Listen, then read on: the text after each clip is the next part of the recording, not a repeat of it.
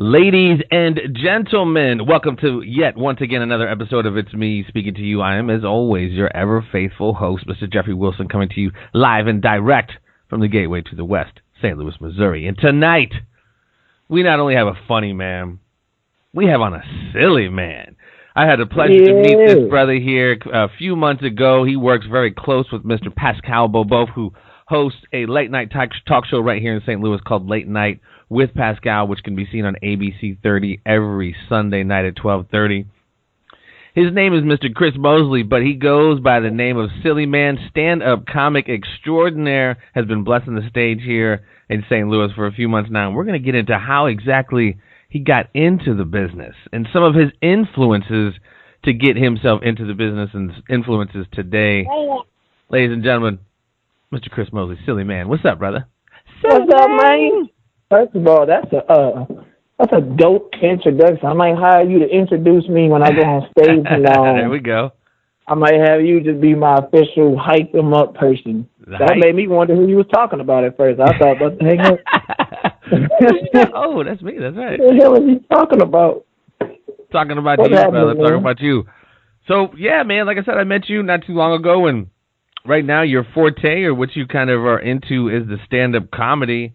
And that's, I have so very much respect for stand-up comics as an individual who, I'm way older than this now, but when I was 17 or 18, it was a contest to be on the Jay Leno show. So it was kind of like mass, people went in and they kind of whittled it down from there. I didn't even make like the first cut, son. This was before 9/11, but they could have charged me with terrorism because I bombed, my friend. I bombed. Damn. But yeah, so what got you into it, man? It's such a tough gig to get into, man. What got you into the stand-up comedy? Well, I think a lot of people either they get into it because they were. Are you on speakerphone? Are you on speaker? Can you hear me better now? Yeah, try to just talk right into the jammy there. Just to make sure I can. I was gonna say, if you can hear me better now, let me know. All right, you're good. All right. Nah, but like to be honest, like some people are kind of accidentally thrown into it, while others are like they were kind of bred to do. I think mine was more so accidental. Right. I've always been like somewhat of a class clown per se, but I never thought of just going on stage and talking trash, to in front of a bunch of adults.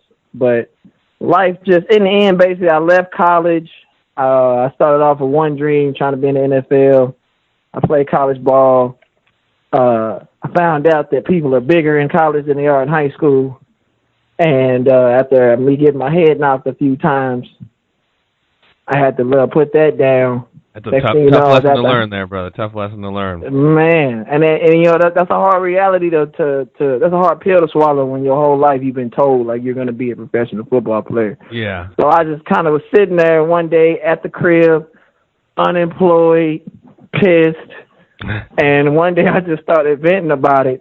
But no one would take my venting seriously. Like I'm in the living room like mad.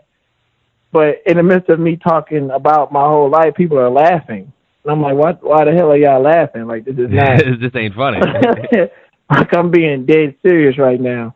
And they're like, bro, it seems like you telling a joke. I'm like, I'm not. So that's when it first popped in my head to do it. But, of course, it always takes... I think the thing that motivates men most is women. You know what I'm saying? Like, I still was thinking, like, this is cool, but I don't know if I can actually do it. Then this fine... Can we curse? This fine-ass woman was like, hey, you need to do this. And I'm like, oh, really? So that's when I first started, for real. Like, fresh out of, I had been doing, like, comedy sketches for a minute online. Right. Like, doing that whole fad thing. But, like, I just wanted to, I think also what happened was I seen, like, I don't know if you ever heard of this guy named Spoken Reason. No, I haven't. Like, he's about my age. He blew up on YouTube, right? But all through sketches and stuff. And then he tried to make money by, doing stand-up. And I seen him bomb, like, live. Like, oh, my God. This is horrible. But that's when all the comedians that's been doing this for years was kind of on that, like, it's harder doing this. Y'all ain't nothing just being funny in front of a camera. So I kind of wanted to prove before I even blew up through videos that I could do that. So let me go ahead and knock two birds off in one stone. So ever since then, it's just been a matter of, just hitting up. I've been doing like open mics and getting on shows and creating my own shows. You know what I'm saying? Like creating your own venues. Your own avenues. St. Louis, man. I know I obviously follow you on Facebook, and you're everywhere, man. You're at the Helium nightclub. It's almost, you really got to kind of take responsibility for your own brand. Like, it's a really tough game, but if you get the skills, man. Yeah, I was gonna ask you. So who, I'm not sure exactly how old you are, but obviously you're a younger gentleman. But success leaves clues, and they are everywhere. Who are some of the folks that you've looked up to in the comedic game? Anybody who's influenced you at all? Past, present, or future. I was going to say, I'm going to start with a couple of names just to get them out the way. Obvious for me would be Dave Chappelle. I grew up like Dave Chappelle and D.L. Hughley. Okay. I've been watching D.L. Hughley before he did the whole, he's on his political game now. Like, I was watching him when he was just picking random people out the crowd and making them look silly. Like, he's old school comic view right there. Man, like I used to think that was a whole magic trick. Like, how do you stand on stage and just not know what you're gonna say? You just fully base it off the audience. Like I was right. So amazed by that. Dave Chappelle, Dave Chappelle's I want to say his boldness, being in a room full of white people, and just dropping N-bombs left and right. Right. Like I just thought that was so bold. Like, damn, like this is cold. Like I try to model myself in their ways, so to speak. Being able to freestyle when I need to, and which just is tough. being bold. That's tough to do, man. That's the yeah. I think it's just a matter of not being afraid. True. True. Not having a filter on your own mind. Like, hey, I can say what I want. And you're gonna sometimes you're gonna fail. Like I have to remove the filter and know that it's not always gonna be hot what comes out of your mouth. And I try and not do this, but I end up doing it all the time, comparing this to football because that's all I grew up doing.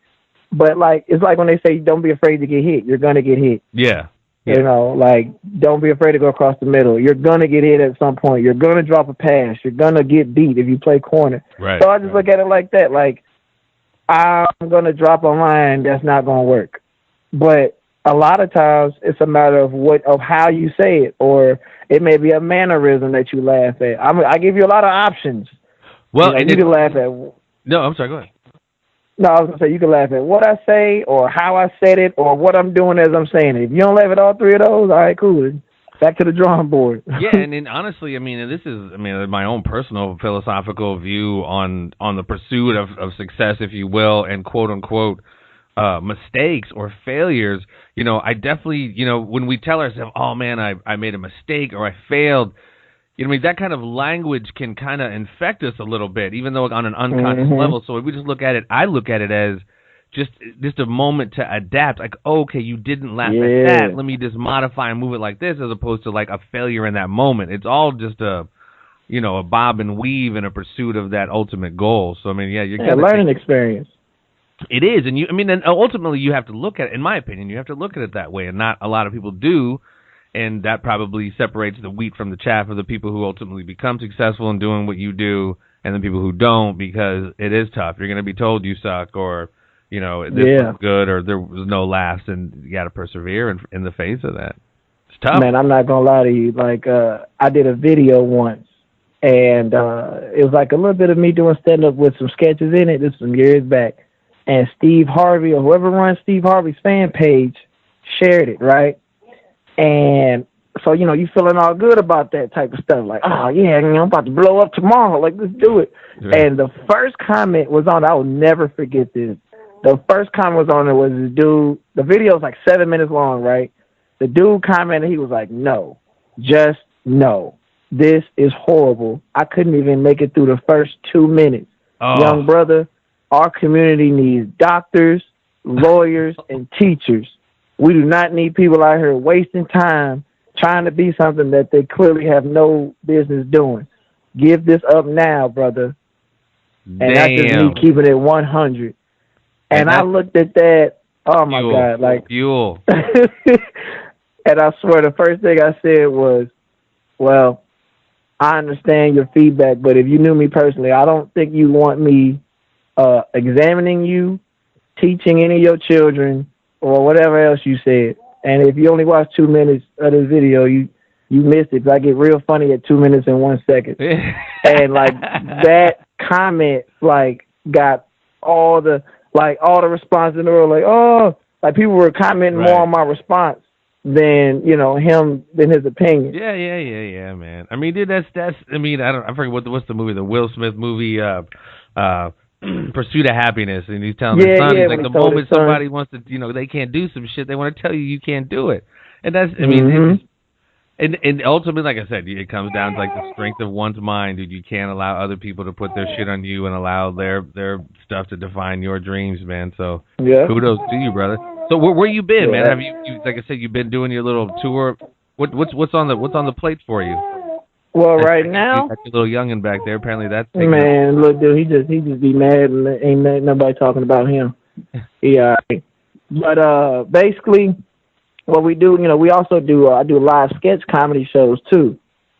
Like kind of like a In Living Color type of deal. Yeah. Wilding Out games, all that type of jazz. Right. What we do with that, we take that in and out of town.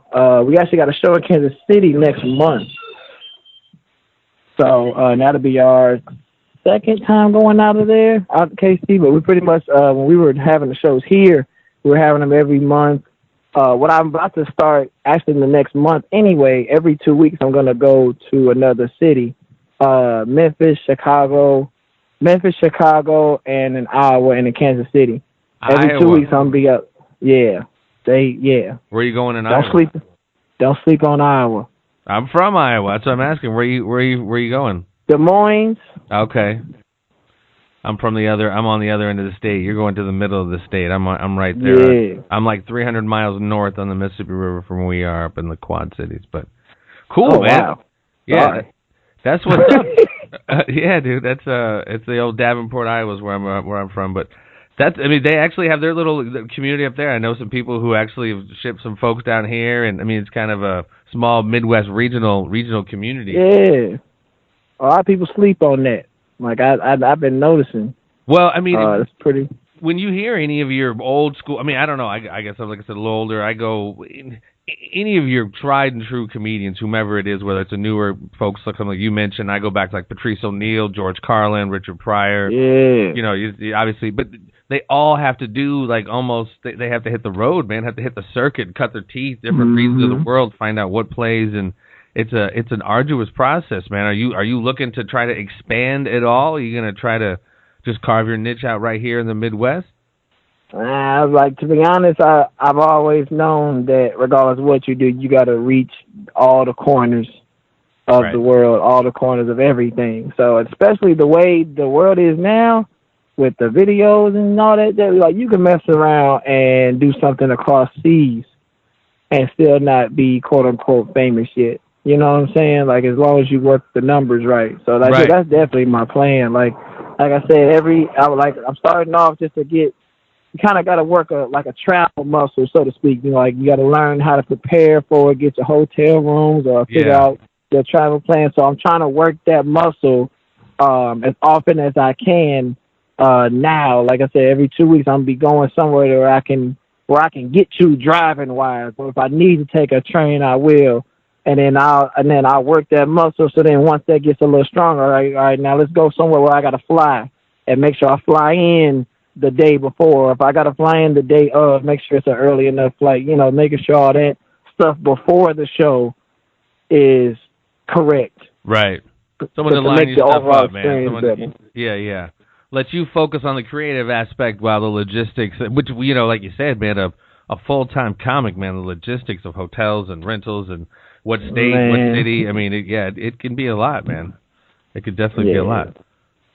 So, but at the same time, like, that's also why I like, I'm not going to lie, like, the situation I put myself in, I have to say I'm very blessed with, because I have a whole group of people behind me that, keep all that together for me. A lot of times, like the contest at the Helium nightclub, or any audition I've done, that's something that someone sent me. That's nothing that I'm looking at and coming across. That's something that people are on my side looking for me to do. Like, hey, sure, we need to get you on this. We need to do that. And I just go and do it. And not everybody has that. But like like I said, I'm not a stand-up comic, but like I said, you were on an acting gig today. I'm in the acting game. It's just, word of mouth, you know what I mean? You show up, you do a good job, you do what you're supposed to do, and people, a good word spreads fast. Just as on the inverse, bad word spreads fast. So, especially a market like St. Louis, man, it's, as talented as you are. Yeah, dude. I mean, you cats like Nathan Orton, like I said, that Helium nightclub is providing a very good spot for people to go and do their thing here in St. Louis. That's a national franchise, right? Helium? Yes, it is. It's all over. So I'm definitely trying to submit my fist in that one. Like let me right. Let me get in here. Like I remember when I did the contest, they had there at one point. The guy says, he was like, I guess the manager. He's like, yo, like, how come I've never heard of you? And I was like, I don't know. Like, I just felt like, okay, I need to get these comedy clubs more, as much as I had, because I have been doing my own show once a month in the inner city and everything. I felt like I was doing good. So it's like, you got to constantly keep spreading yourself all over the place. And in St. Louis, I mean, I didn't even know, to be honest with you, I didn't even know if that many comedians here until I really dove into the art. Like, it's like, I thought it was a lot of rappers here. There's a lot of people here that's trying to make it in comedy too.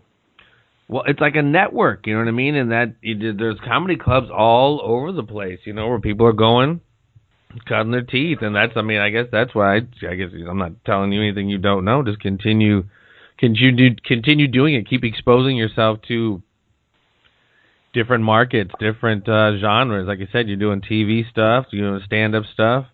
You're talented cat, man.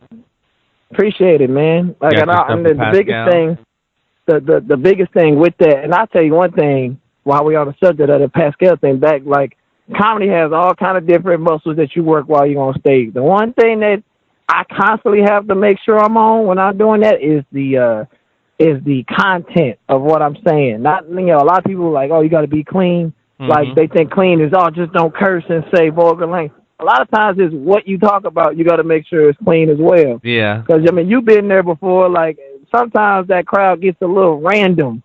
Yeah. Very random. Yeah. So, I have a whole little set in my mind. And the moment I step out there, I'll see one or two people in the crowd that make me think, I cannot do this. I am not about to do this joke here and get cursed out. Right. Oh, man.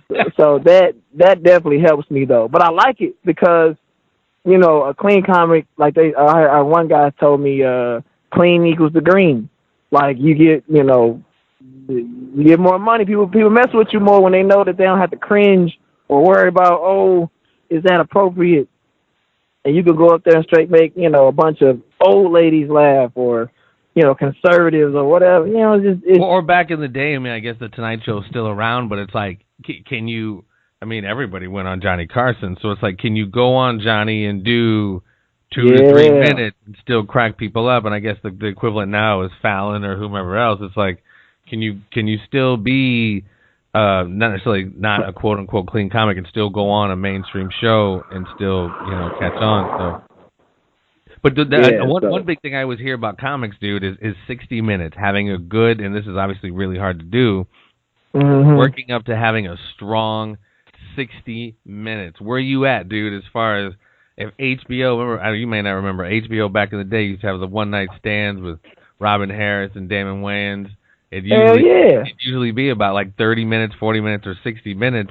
Where are you at in having a strong set, man? A strong 40, 60-minute set? Man, I tell you right now, I would say I have a strong, I would say I have a strong 35. Like a strong 35. Right. 35 to, I say 40. A strong 35 to 40. And that's just me being completely honest. Just because. No, I'm with you. Because I know me. I know sometimes I'll write 10, and when I perform it, I done 20. So it's like, damn, like, what am I doing? Right slash, yeah. So, but because there's so much things you got to factor in there. But if I was to say just flat out material without me having to worry about, I can stretch this out, or I'd say I got a good 35, 40 in me. 35, 40, like just straight. Huh? Yep. Have you had to do it yet? I've had to do, the longest I've had to perform so far have been 30 minutes. 30, yep. I did 30 minutes. And it felt so, I tell you what, my mentality going in 30 minutes, compared to when I first started and somebody told me to do 10, like I used to think 10 minutes was forever. Like, right. Oh my God, I got what? 10, like, oh my God, I got to talk about 10 different things. Like, nah. Like now 10 minutes is like, man, whatever. I'll go freestyle for 7 of it. Yeah. You know what I'm like saying? you said, a single subject, you can, it stretches more than you think. It's not just like the hell yeah. The beginning, end, and punchline. You can stretch that shit out. Like, and I guess that's what all these good comics are, in my opinion, are good storytellers. Cats who know how to tell a good story. That was my biggest thing. Like, that's literally how I started. And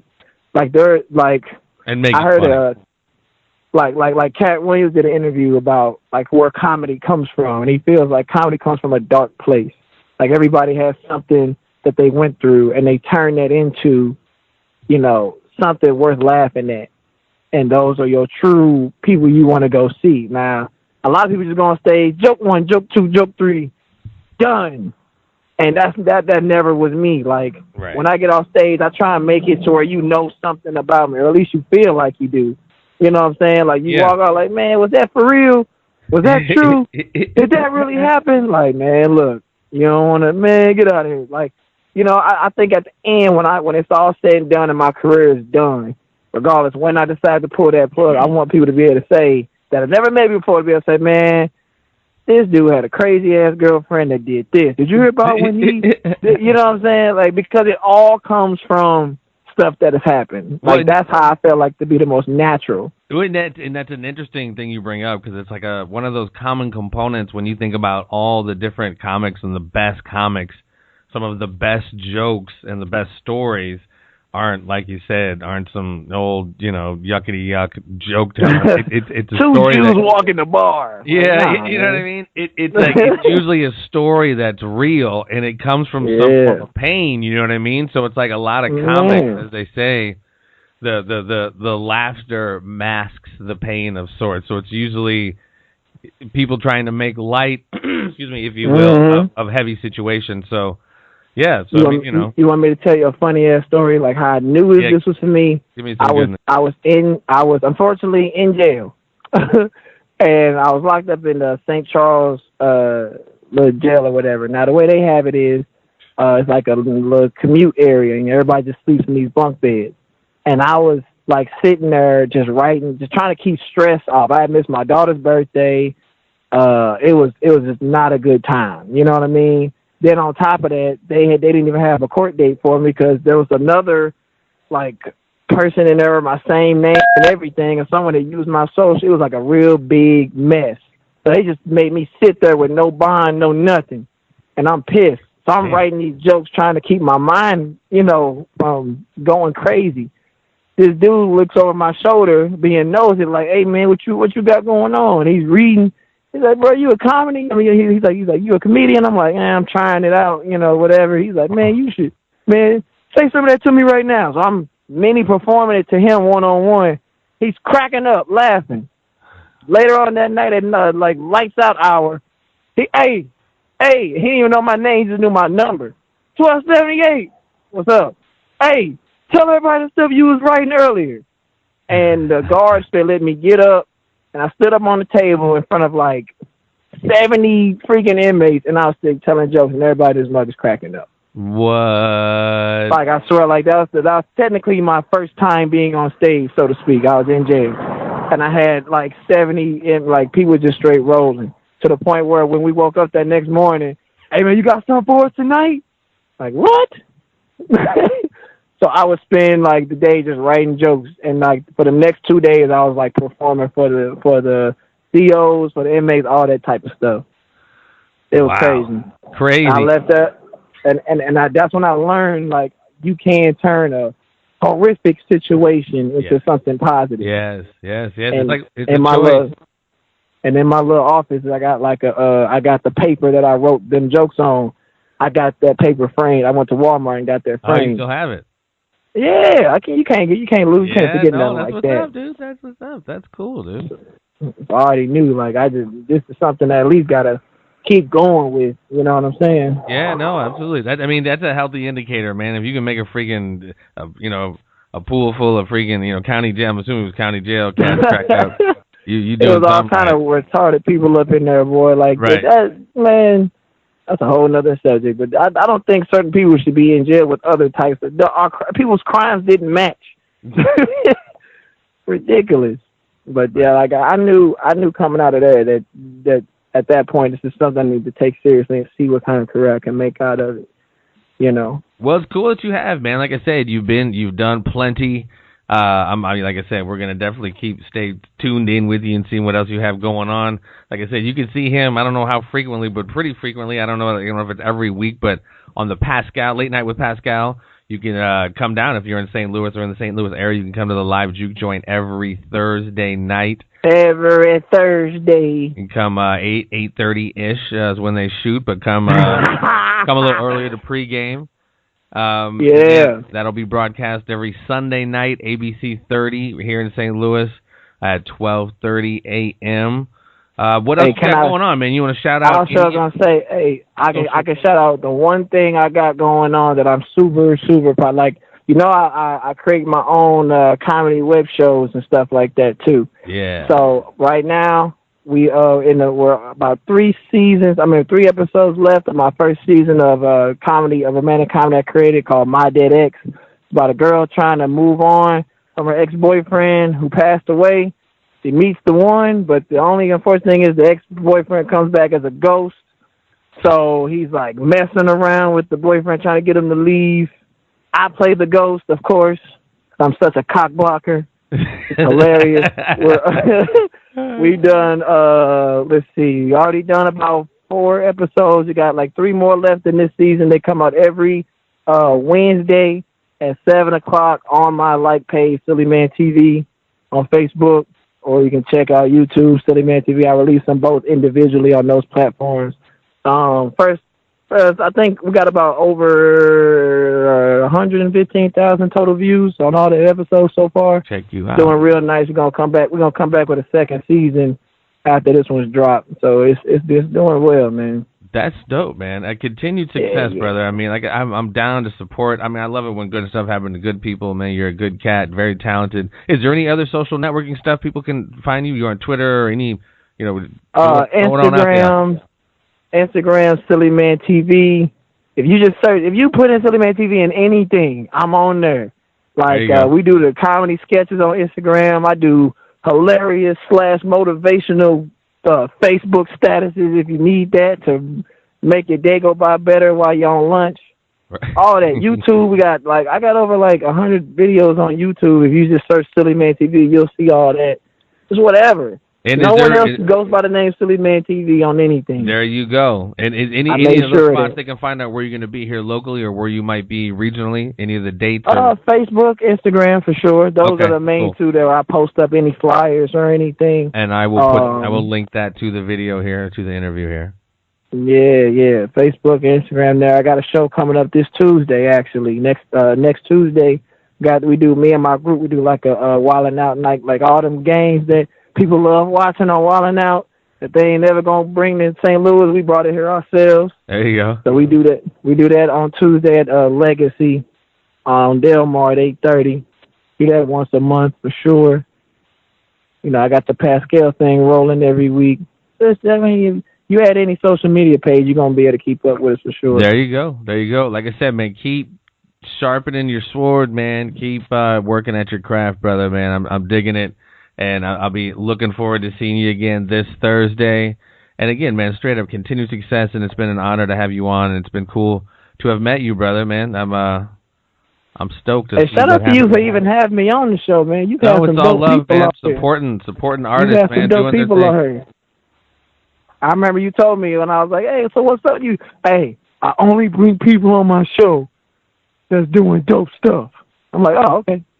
I don't know if That's I cool. said exactly that. It's something we can all geek out to. You know what I mean? They don't have to be. And dope is a subjective term, because I could bring on like a bass fisherman who really can geek out on it. You know what I mean? And it could be. Beast. I like to hear people geek out on it. But no, it's cool to have you on, brother. And definitely we'll have you on again, man. Promote your stuff when your stuff comes out. I ain't going nowhere. You ain't going nowhere. And hope you. I'll see you Thursday. Shoot. Yes, sir. Yes, sir. This has been Mr. Chris SillyMan Mosley coming and blessing us tonight. SillyMan. Come check him out this Thursday at the Live Juke Joint if you happen to be in the St. Louis area, or go to his any of his social media, which I will have here, links to the video. If you want to come, go check him out anywhere he will be regionally. Thank you, brother. Peace and all that love to all y'all. All right, man. All right, take care, everybody.